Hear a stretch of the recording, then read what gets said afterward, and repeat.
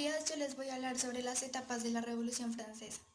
Cada etapa, en cada etapa surgieron varios sucesos importantes, esos son los que yo voy a explicar, ¿no? La primera etapa es la etapa monárquica. Esta etapa, fue donde comenzó la revolución, desde inicios de 1789 hasta 1792. En 1792 fue cuando se abolió completamente la monarquía. Lo primero que podemos encontrar en la etapa monárquica son los estados generales. Esta fue en 1789, pues debido a que hubo una gran crisis financiera y económica en Francia, lógicamente, en donde Luis XVI convocó a estados generales. Pero, ¿qué eran los estados generales? Los estados generales eran una asamblea en la que se reunían los momentos de crisis y donde los representantes de cada pueblo transmitían como las necesidades y las problemáticas que se presentaban en cada pueblo.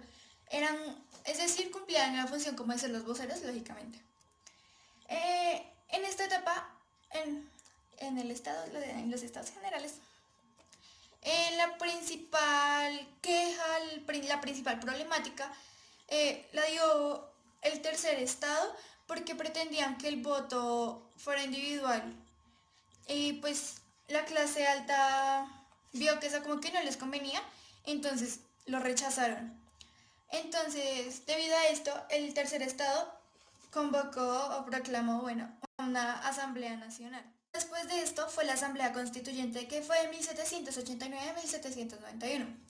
El pueblo francés convocó a la asamblea constituyente después de firmar, el fin era firmar la constitución política.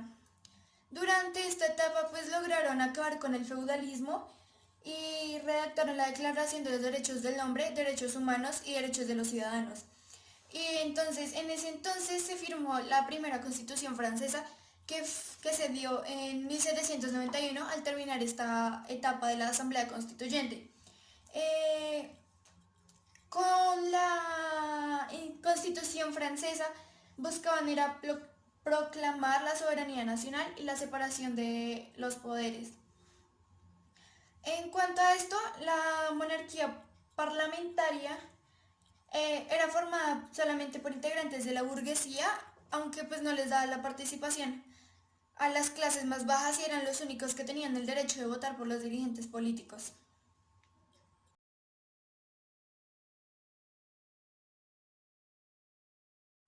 La Asamblea Legislativa solamente duró un año, que fue de 1791 a 1792. Luego de lograr el objetivo de la Asamblea Constituyente, o sea, firmar la Constitución, pasó a construirse la Asamblea Legislativa.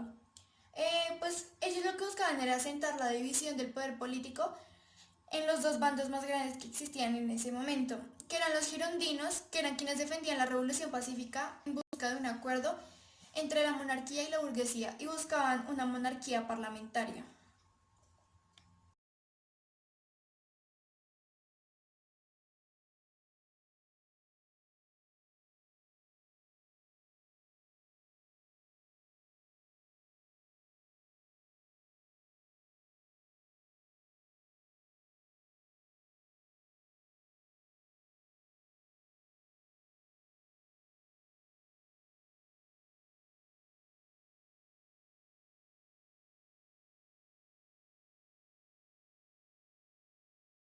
La legislativa solamente duró un año, que fue de 1791 a 1792.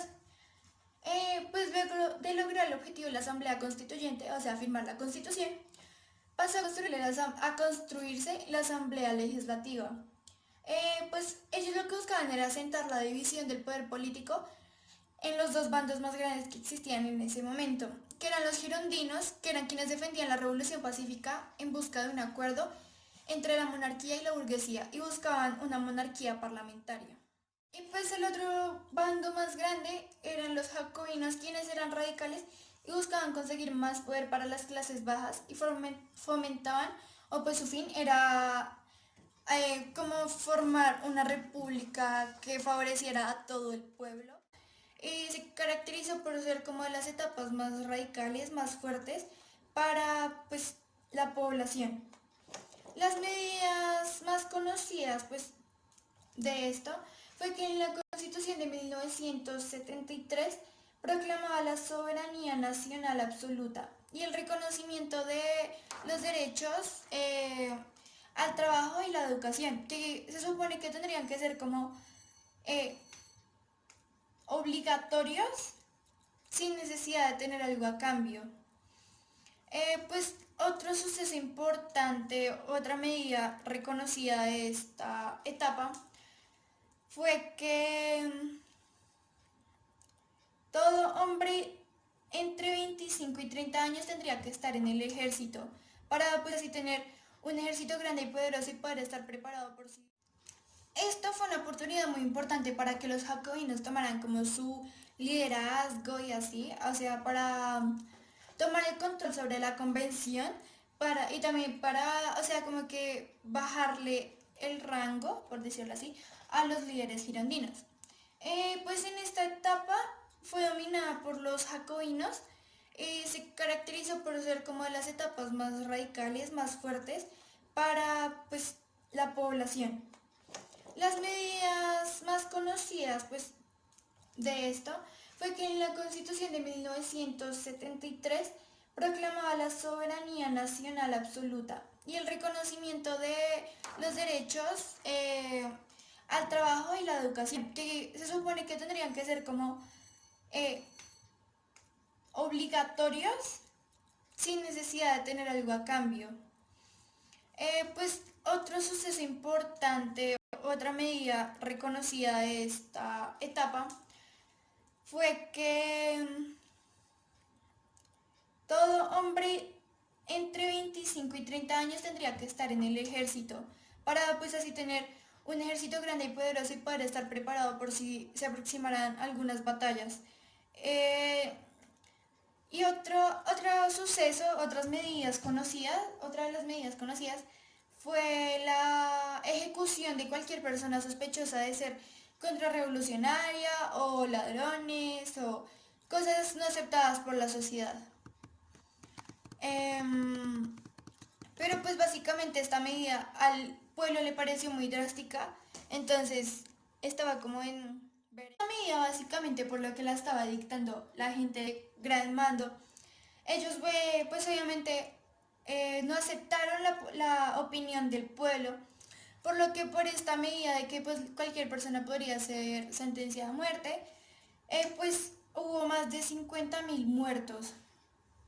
En 1794, un líder jacobino, que pues, no me sé el nombre, fue ejecutado y pues volvió al mando todo esto, todo volvió a estar al mando de los burgueses. La última fase de la etapa republicana fue el consulado, que fue de 1799 a 1804.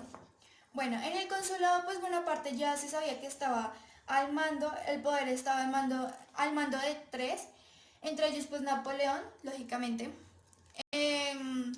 Napoleón estableció un régimen centralizado, es decir, que verdaderamente iba a ser autoritario, o sea, él siempre iba a estar al mando. Y restableció que pues el gobierno tendría una relación con la iglesia. Eh, Napoleón pues era el cónsul más fuerte y en 1804 el Papa lo proclamó como el emperador de Francia. Pues por eso Napoleón dio inicio a la primera etapa imperial, a la cual la llamó la primera etapa imperial de Napoleón.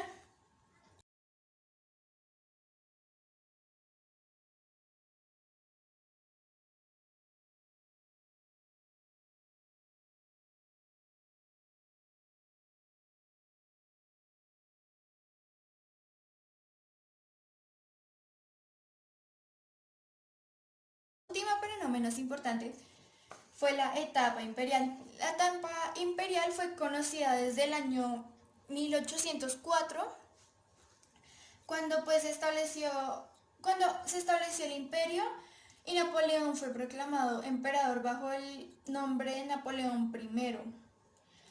A partir de 1804 y hasta el final del imperio, que fue en 1815, Francia se caracterizó básicamente por estar bajo el mando del Imperio Napoleónico y ya, muchas gracias por su atención.